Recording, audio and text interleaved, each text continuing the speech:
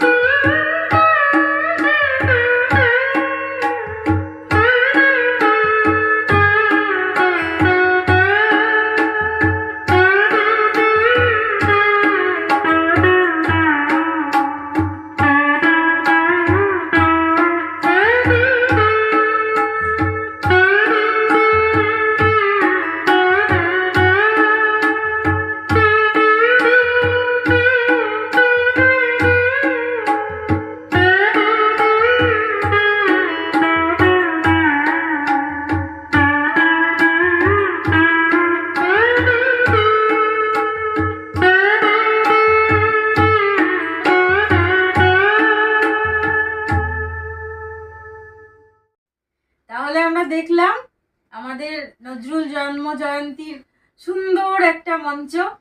তো মঞ্চে ছিল যারা, তাদের আমার ডান হাতে বা হাতে দেখতেই পাচ্ছ আমার ছোট মামা। আমার ছোট মামাকে তোমরা সবাই চেনো, আর আমার এটাকেও তোমরা সবাই চেনো, ছোট মামা। আর এটা হচ্ছে নাতি, আমি হলাম ভাগ্নি। তো এই হলো ব্যাপার। কেমন লাগলো অবশ্যই মঞ্চটা তোমরা জানিও। আশা করছি খুব খুব খুব ভালোই লেগেছে।